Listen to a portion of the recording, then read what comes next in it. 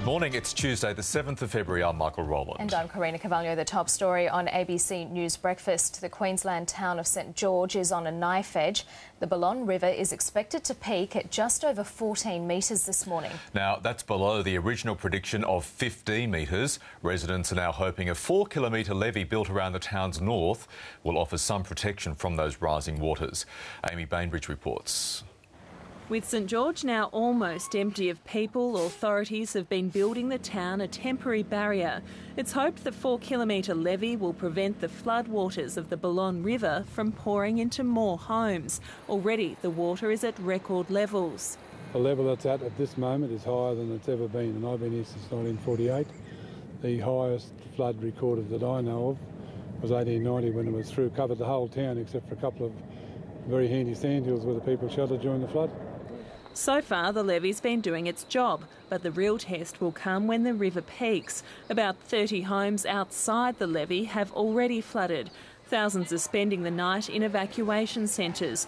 300 are at the nearby Dolby Showgrounds. I'm still very, very anxious as to what's happening back home.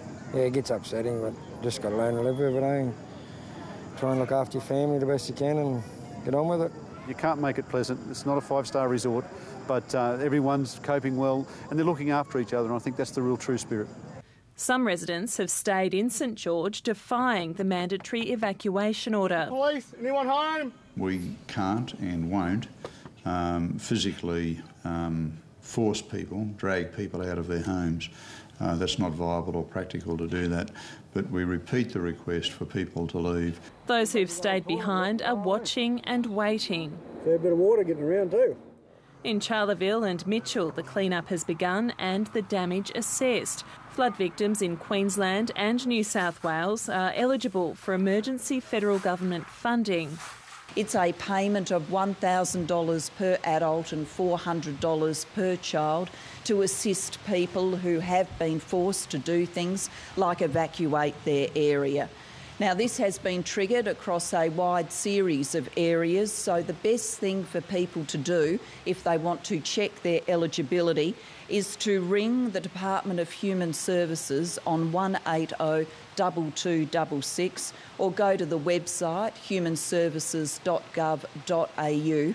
In northern New South Wales, around 7,000 people remain cut off. And preparations are well underway in the state's northwest, where floodwaters are expected to arrive in the days and weeks to come. The owner would like to get them out before the flood comes because he believes if he doesn't, they could be there to 2 to 3 months.